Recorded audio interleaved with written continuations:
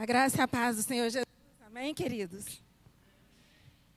A paz do Senhor também a você que nos assiste pela internet, seja hoje, seja posteriormente, que o Senhor esteja nos abençoando e falando conosco. Não só com você que me ouve, mas também comigo.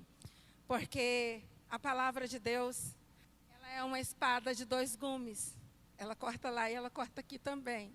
E o desejo do meu coração é que Deus realmente fale conosco nesta noite, através desse tema. Eu estava meditando a respeito do tema Shekinah de 2020 e eu me lembrei de algo. Jesus disse que é melhor dar do que receber, que melhor coisa é dar do que receber. E como o ano de 2020 foi para nós o ano do renovo, e como o ano do renovo, muitas coisas aconteceram de forma nova, de forma diferente, a nossa Shekinah também foi nova, foi diferente, em alguns aspectos. Um deles é que antes era uma semana e agora é um mês. Então, nós estamos tendo um mês Shekinah. Glória a Deus por isso. Uma outra coisa é o tema. Uma outra novidade é o tema, porque o tema, geralmente o tema da Semana Shekinah, ele é voltado para nós buscarmos a Deus, nós colocarmos diante de Deus os nossos alvos, os nossos propósitos, e isso nós temos feito também. Só que, desta vez, o tema, ele nos leva a um outro aspecto. Antes de pedir, antes de buscar, antes de pensar em mim, eu me exponho diante de Deus para ser corrigido, para ser sondado, para ser avaliado e para ser transformado por Deus com o propósito de servir.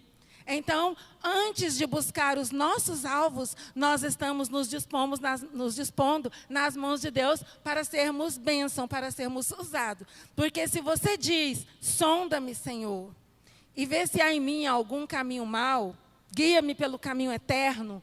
E se você diz, usa-me, e a maioria dos temas desse mês Shekinah começa com esse verbo, usa-me, no imperativo.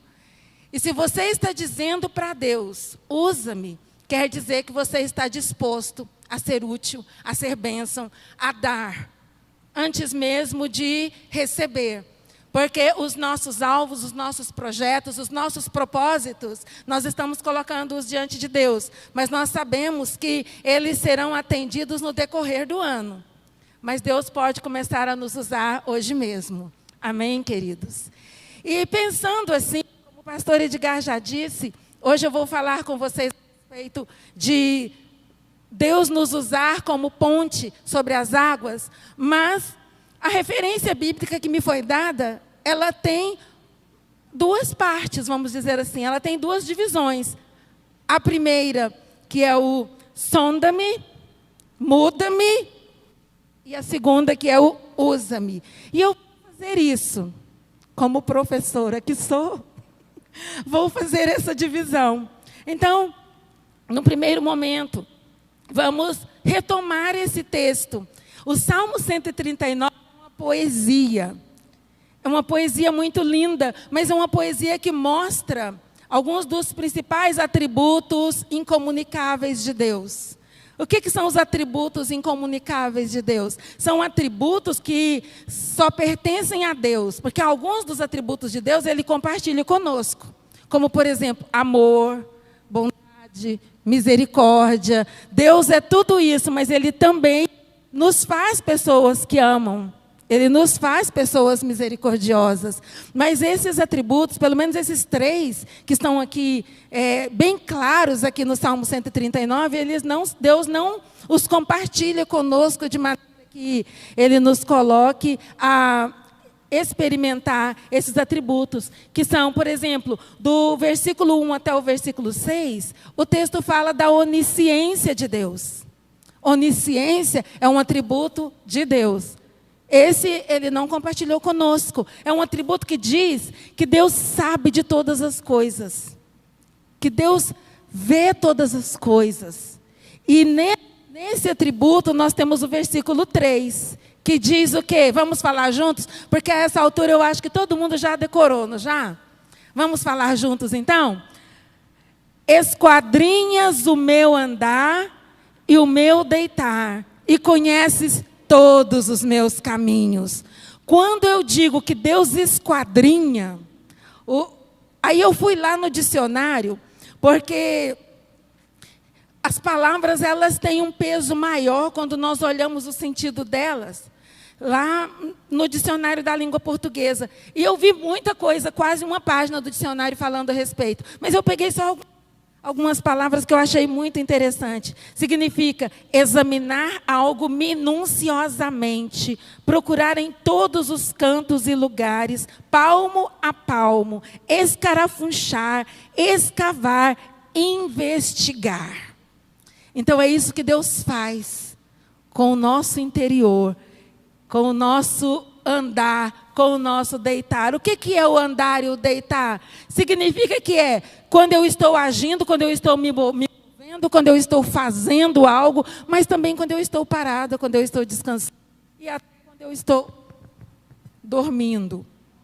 Nesse caso, o que está acontecendo?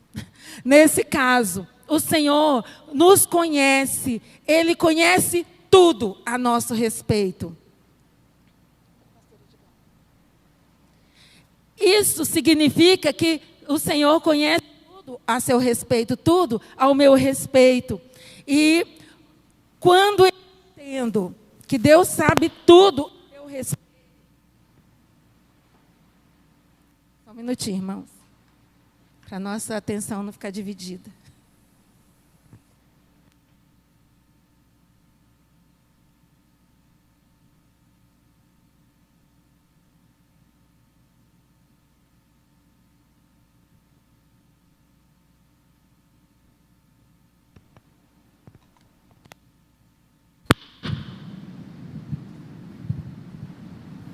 Ok. Agora sim.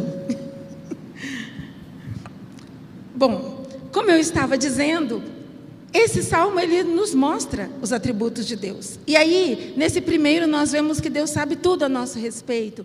Do versículo 7 até o 12, ele fala da onipresença de Deus. Eu não vou ler não, mas você já conhece. Se você não conhece, você tem aí nas suas mãos, depois leia atentamente. A onipresença de Deus diz que não tem nenhum lugar no universo, na face da terra ou em qualquer lugar que nós possamos imaginar ou ir ou pensar que Deus não está. Ele está presente em todo lugar. É um outro atributo incomunicável de Deus, que é a sua onipresença.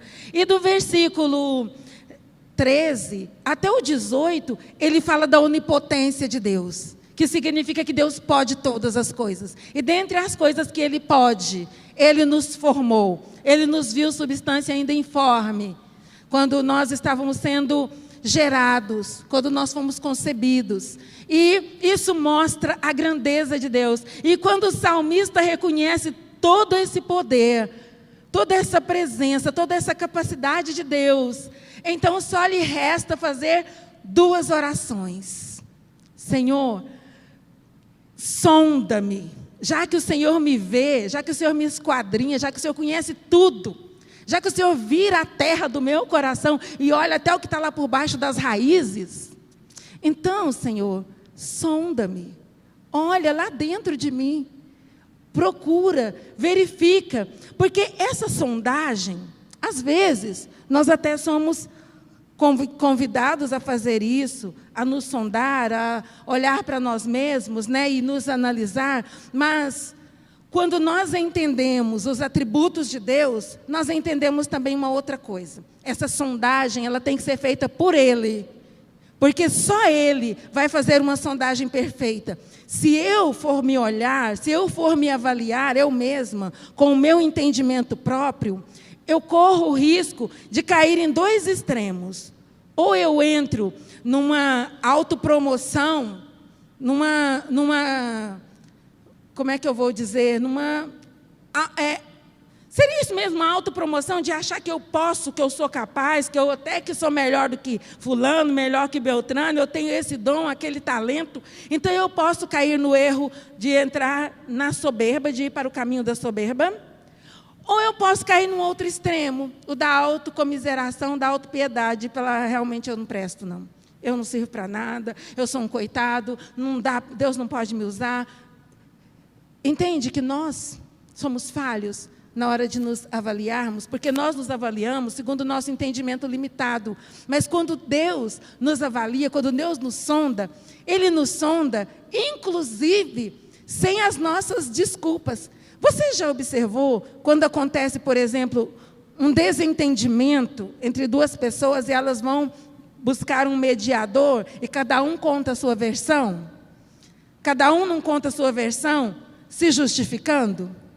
Colocando que ele está certo ou ela está certa e o outro é que está errado? Nós somos assim. Mesmo diante de Deus, quando nós oramos, quando nós nos colocamos diante de Deus, nós vamos apresentar as nossas falhas ou as nossas questões, mas nós já estamos nos justificando com o nosso entendimento. Quando Deus faz isso, Deus olha como quem conhece lá dentro, o interior, mas como quem conhece o meu passado e como quem conhece o meu futuro. Lembra de Jesus falando com Pedro? Pedro disse, Senhor, eu sou capaz até mesmo de morrer por ti. E Jesus fala para ele, é mesmo, Pedro? Sabe que daqui a pouco você vai me negar? Você vai negar que me conhece? Porque Jesus sabia de todas as coisas. Então, diante de Deus, não tem desculpa. É por isso que é melhor fazer esta oração. Senhor, sonda-me. Só o Senhor é capaz de ver. E aí no versículo 24, ele faz a segunda oração. Vê se tem algum erro em mim, vê se tem algum caminho mau e guia-me pelo caminho eterno. E mais uma vez eu quero dizer para você que só o Senhor pode nos guiar, só o Senhor pode nos conduzir para o caminho eterno, porque só Ele sabe como corrigir as nossas falhas, as nossas arestas. É por isso que, como o pastor falou anteriormente, nós temos que ter coragem. E quando nós falamos, Senhor, igual nós cantamos há pouco, usa-me como o Senhor quiser, é do jeito dele. Você está pronto? Você está disposto? Você está disposta a ser usado, a ser esquadrinhada, a ser sondado, a ser transformado? Às vezes você está num caminho que você quer muito estar nesse caminho, mas esse caminho é mau. E nós não estamos percebendo. E é por isso que é melhor pedir, Senhor, vê se há em mim algum caminho mau e guia-me pelo caminho eterno. Existem circunstâncias que Deus nos tira do nosso caminho, que aos olhos dele é mau, mas aos nossos era tão legal, né? E às vezes a gente não entende por que Deus está nos guiando para um outro caminho. Mas na frente a gente entende. Porque Deus nos mostra. Mas é importante. E isso é fé, queridos. E aí nós já estamos entrando na temática desse ano. Isso é romper em fé. Quando eu tenho a coragem de dizer para Deus, Senhor, vê se tem alguma coisa errada em mim e me guia para o caminho certo. E eu estou colocando isso sinceramente diante de Deus. Eu estou disposto até mesmo a abrir mão de coisas que no meu entendimento estava bom. Você já parou para pensar nisso? Porque todas as vezes que nós pensamos no caminho mau, nós pensamos naquilo que é mau aos nossos olhos. Aquilo que nós julgamos, como por exemplo, eu imagino uma pessoa que está no caminho de vícios, né? De mentira, de roubos, aquelas coisas bem assim, claras ao nosso entender, que é caminho mau, realmente é caminho mau. Mas, para isso, eu não preciso pedir para Deus. Eu já sei que esse caminho é mau. Se eu estou falando, Senhor, vê se tem caminho mau em mim, quer dizer que é algum caminho que eu até posso achar que é bom, que eu mesma não estou vendo. E quando eu peço para Deus mostrar, Ele vai mostrar as nossas motivações. Ele vai mostrar o que está lá no íntimo. E se nós tivermos essa coragem, e se nós formos sinceros diante de Deus, de pedir para Ele nos sondar, então nós podemos partir para a segunda etapa, a segunda parte da nossa mensagem, que é o tema de hoje, que é usa-me como ponte sobre as águas. Porque você e eu, queridos, só podemos ser usados por Deus como ponte sobre as águas, depois que Deus nos esquadrinhar, nos sondar e nos moldar, segundo a vontade dEle, segundo o propósito dEle. Porque ser ponte não é fácil, ser ponte não é tarefa simples. E é interessante que, tomando a temática que nós estamos vendo, desse usa-me, é bem parecido com as circunstâncias de 2020, que é nós pedirmos a Deus para nos usar em circunstâncias adversativas, circunstâncias adversas, situações difíceis. Quando eu falo, Senhor, que eu seja um farol que brilha, aonde que o farol tem que brilhar? Na noite. Noite fala de dificuldade, de trevas, de coisa que a gente não está enxergando, não está muito clara a situação. E aí nós estamos nos colocando nas mãos de Deus para Ele nos usar como farol na noite. O farol, ele está na mesma condição que todos os outros, como todos os navios, vamos dizer assim, estão. Qual é a diferença? É que o farol tem luz, que o farol brilha. Senhor, usa-me como ponte sobre as águas. Olha, águas é uma situação difícil, uma situação problemática. E eu estou me dispondo a ser deitado, a ser colocado sobre essas águas. Situação de dificuldade. E eu estou falando, Senhor, me usa. Usa-me como abrigo no deserto. Olha, tanto o abrigo quanto o abrigado está no deserto. O deserto é uma situação de dificuldade. E aí, depois que Deus nos sonda e nos conhece, Ele pode nos usar como um abrigo, mesmo que nós também estejamos no deserto. Mas nós precisamos, em primeiro lugar, nos dispor nas mãos do Senhor. E vamos considerar essa figura de ponte sobre as águas. Toda vez que eu falo essa expressão, eu fico imaginando um rio bem volumoso, muita água, talvez uma enchente e uma ponte lá, que a água está quase chegando nela. Sabe que quando chove muito, existem casos que a água passa até sobre a ponte, né? Mas a ponte, que é bem estruturada, que é bem edificada, que é forte, ela permanece lá. Mesmo que ela fique submersa nas águas, ela fica firme. E se alguém tiver a coragem e souber o rumo que está aquela ponte, mesmo que as águas estejam cobrindo aquela ponte, aquela pessoa até consegue atravessar. E aí, para nós sermos essa ponte sobre as águas, nós precisamos ser firmados no Senhor. Mas antes de falar da ponte, vamos pensar nas águas? Porque quando a gente olha para a Bíblia, a gente vê as águas retratadas na Bíblia, a gente vê duas situações que parecem até mesmo, como é que eu vou dizer, antagônicas, sabe? Porque água na Bíblia, ela pode, por um lado, ela pode significar coisas boas, mas por outro, ela pode significar dificuldades, problemas. Vocês já pararam para pensar nisso? Existem águas simbolizando, por exemplo, cura, purificação. Quando a gente pensa nas palavras de Jesus, que fala que aquele que crê nele, do seu interior fluirão rios de água viva. Quando nós vemos a palavra de Deus sendo comparada à água que limpa, Jesus fala da lavagem de água pela palavra. Quando nós olhamos as águas purificadoras, lá de Ezequiel 47, nós vamos ver que água é coisa boa. Inclusive, água também simboliza o Espírito Santo. Quando nós já ouvimos muitas mensagens, inclusive dentro desse texto que eu citei, de águas purificadoras, que a pessoa se deixa conduzir pelo Espírito, quando ela entra naquele rio e ela vai se aprofundando, chega um momento em que as águas já não dá pé mais, passou dos ombros, e aí tem que se deixar levar, essas águas simbolizando o Espírito Santo. Lá no Salmo 1 fala que a pessoa que é plantada junto à corrente de águas é frutífera. Então, a água aqui está mostrando um aspecto positivo, um aspecto agradável. Mas, por outro lado, nós vamos ver também muitas águas na Bíblia simbolizando dificuldades, simbolizando problemas. E é aqui que entra a necessidade da ponte. Vamos pensar em algumas situações, lá em Gênesis, por exemplo. Lá em Gênesis 1:2, fala que no princípio havia trevas e havia um abismo.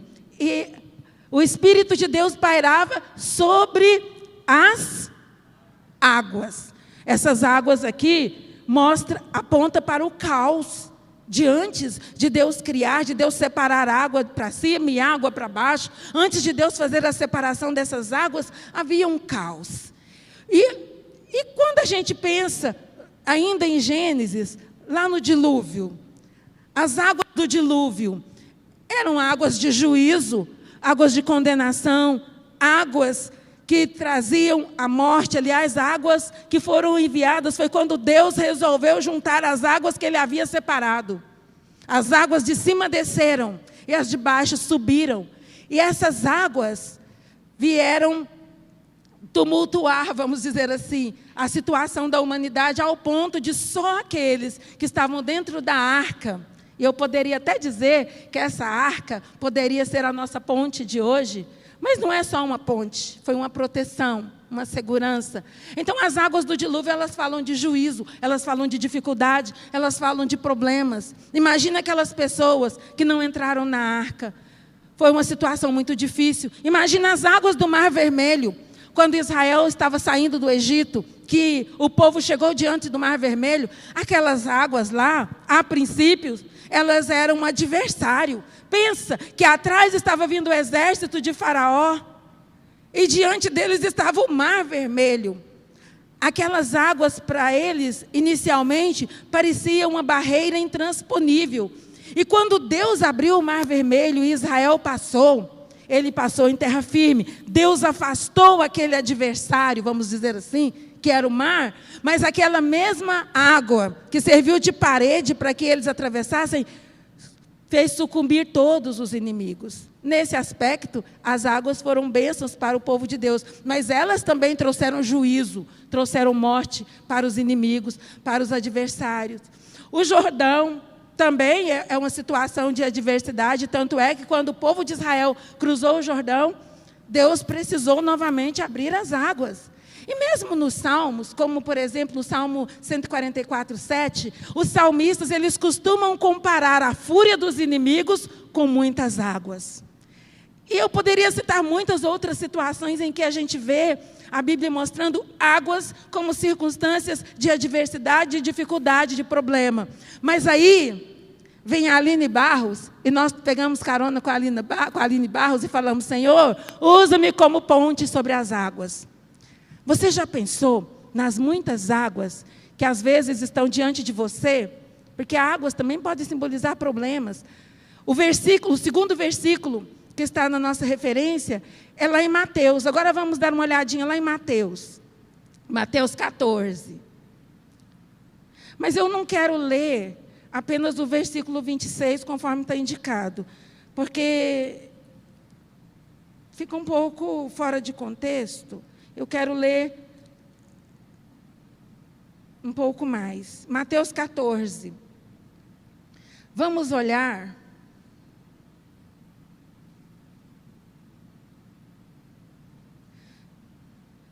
do versículo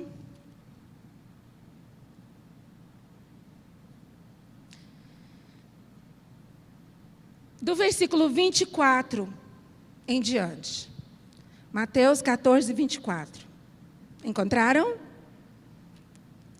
Diz assim: entretanto, o barco já estava longe, e a muitos estádios da terra, açoitado pelas ondas, porque o vento era contrário. Na 4ª vigília da noite, foi Jesus ter com eles, andando sobre o mar.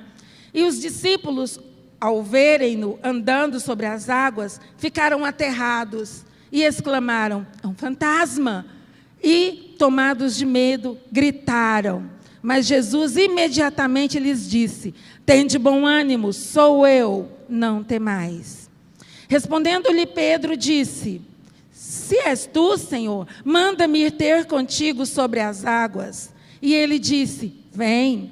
E Pedro, descendo do barco, andou sobre as águas e foi ter com Jesus. Até aqui, por enquanto.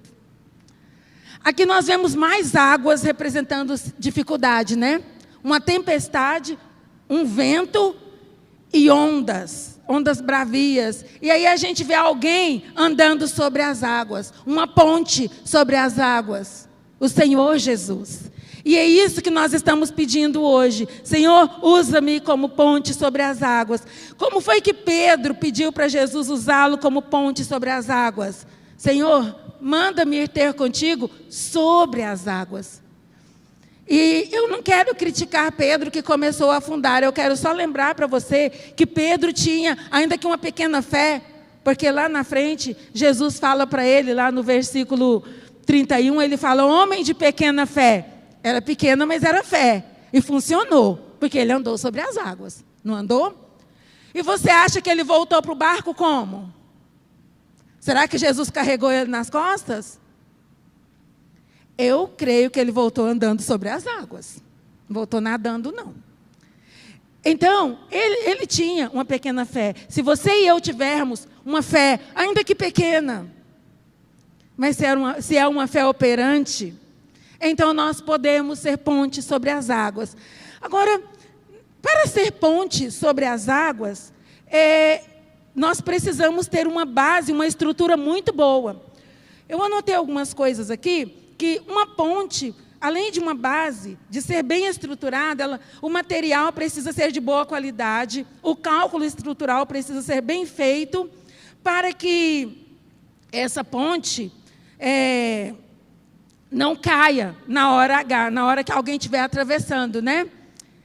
Daí, para que nós sejamos ponte sobre as águas, nós precisamos da primeira parte do que nós já falamos. Nós precisamos que o Senhor mesmo, que nos sonde, que nos guie pelo caminho eterno. Esse material, essa sondagem, ou essa produção, essa estrutura da ponte, as bases dessa ponte, ela tem que ser a palavra de Deus nas nossas vidas. Tem que ser a correção do Senhor em nós, para que nós sejamos essa ponte bem estruturada. E uma ponte, e lembrando também, nós precisamos considerar que uma ponte, para ela ser eficaz, para ela ser eficiente, ela precisa estar sobre as águas. Não adianta ser uma ponte submersa. Não adianta eu estar afundada de problema e querer ajudar o outro. Jesus disse que aquele que tem uma trave no olho não pode ajudar o outro a tirar um cisco. Primeiro tem que tirar a trave do próprio olho para depois ir ajudar o outro a tirar o cisco. Então, nós temos que estar sobre as águas. E estar sobre as águas significa que eu venci, ou melhor, que eu estou acima dos problemas, das dificuldades que eu enfrento, por isso eu tenho condições de ajudar o outro. Não é que eu não tenha problemas. Não é ponte sobre as águas, não é uma ponte que faz as águas desaparecerem. É uma ponte que venceu as águas, que está acima dessas águas. E nós precisamos que o Senhor trabalhe em nós uma fé tão operante, que nós olhemos para as muitas águas ao nosso redor, porque todos nós, vai ter dia que nós vamos ter, sim, um mar revolto na nossa vida, na nossa alma, na nossa mente, nas nossas circunstâncias, às vezes na nossa família, às vezes nas nossas finanças. Se você está com muitas águas ao seu redor, e você está pensando assim, eu é que estou precisando de uma ponte, como é que eu vou pedir para Deus me fazer uma ponte sobre as águas? Lembrem de Pedro, ele também estava no barco, quando os discípulos estavam achando que iam morrer, mas quando ele viu Jesus, ele disse, me manda ir ter sobre as águas. E Jesus disse, vem. Então, diante das suas águas, não necessariamente peça para que o Senhor remova as águas, mas peça para Ele te fazer andar sobre as águas. Senhor, me coloca sobre estas águas para que eu seja ponte, para ajudar aqueles que estão passando pelas mesmas águas ou por outras águas, que talvez para eles sejam mais difíceis, mas que eu já venci. Então, para eu ser ponte, eu tenho que estar sobre as águas. E uma outra coisa, uma outra consideração, uma ponte, para ser usada, ela precisa mesmo se deixar usar. E isso fala, aí eu fico imaginando a figura. Para eu ser uma ponte, eu tenho que, no mínimo, me render, me deitar sobre as águas. E estar disposto a deixar que passe sobre mim qualquer um que precisar. Não é só aquele que é bonitinho, não é só aquele que é legal, não é só aquele que é agradável de se ouvir, de se ver, de estar com ele. Não, qualquer um que o Senhor quiser que você seja instrumento nas mãos dele, para passar sobre as águas, então que você esteja disposta para eu ser ponte sobre as águas. E quando eu estou disposta a ser usado, eu tenho que lembrar o seguinte, que uma ponte é sinônimo de comunicação, de comunhão, de solidariedade, de praticidade, de facilidade, de segurança, de ligação de uma margem à outra. Às vezes, o Senhor vai usar você como ponte para restaurar relacionamentos quebrados. E você vai ser essa ponte, que vai fazer um chegar ao outro. Lembra de uma história que correu aí nos grupos de WhatsApp, do carpinteiro, que é contratado por um fazendeiro para construir um muro? E esse carpinteiro, porque havia um rio que separava dois irmãos que estavam brigados. E um deles falou, olha, eu quero que você construa um muro, porque eu não quero nem ver o outro lado do rio, porque do outro lado do rio está o meu irmão e nós estamos brigados. E o fazendeiro saiu, e quando ele voltou no final do dia, o carpinteiro tinha terminado a obra. Mas ao invés de construir um muro, ele construiu uma ponte.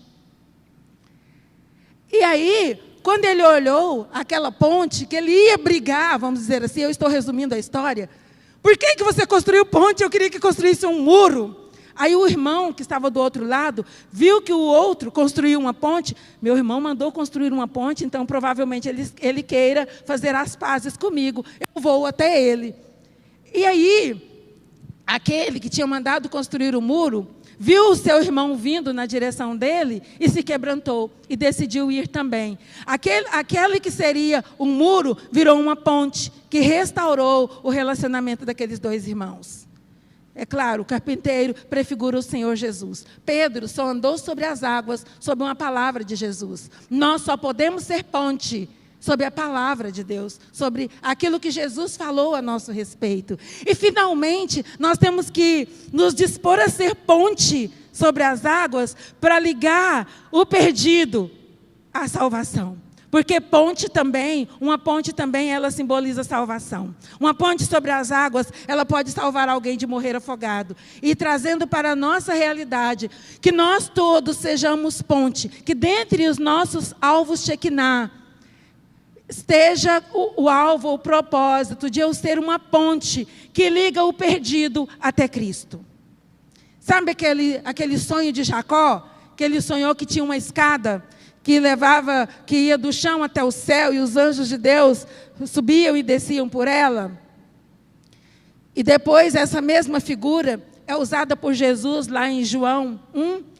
E Jesus fala que ele, o Filho do Homem, é aquela escada que ligaria o homem até o céu, o homem até Deus. Pois hoje, que nós sejamos pontes que ligam o pecador até a salvação. Nós não podemos salvar ninguém, mas nós podemos ser a ponte. Amém, queridos? Eu quero encerrar levando você a considerar essas questões. A colocar-se agora, volte-se para dentro de você, porque não é para você se autoavaliar, porque eu estaria sendo contraditórias. Mas lá dentro de você não tem o Espírito Santo habitando? Então volte-se agora para o Espírito Santo. Antes de nós apresentarmos os nossos alvos Shekinah diante do Senhor, volte-se para o Senhor agora, que está dentro de você, que habita no seu espírito. E reconheça que Deus sabe tudo a seu respeito, por causa da onisciência, da onipresença. E lembre-se que Ele pode mudar os seus caminhos maus, os meus caminhos maus. E faça essa oração do versículo 23 e do 24 do Salmo 139. Senhor, sonda-me, vê se há em mim algum caminho mau e guia-me pelo caminho eterno. Reconheça e ore, e depois se disponha nas mãos de Deus e fala, Senhor, me faça uma ponte. Me faça uma ponte, seja para restaurar relacionamentos quebrados, seja para ajudar alguém a atravessar as águas de dificuldades que esteja enfrentando, seja para levar o perdido até a salvação, até Cristo Jesus. Faça essa oração, peça ao Senhor para fazer de você uma ponte sobre as águas. Amém, queridos? Faça essa oração agora. Vamos falar com o Senhor. Pai, nós reconhecemos, ó Deus, que o Senhor é aquele que nos sonda, que o Senhor nos conhece, que o Senhor sabe, ó Deus querido, o Senhor conhece o pensamento antes mesmo dele virar palavra. Ainda a palavra não chegou à nossa boca, o Senhor já conhece ela. O Senhor pode conhecer as motivações mais internas do nosso ser. E mesmo conhecendo as nossas motivações, que nem sempre são as melhores, o Senhor nos ama.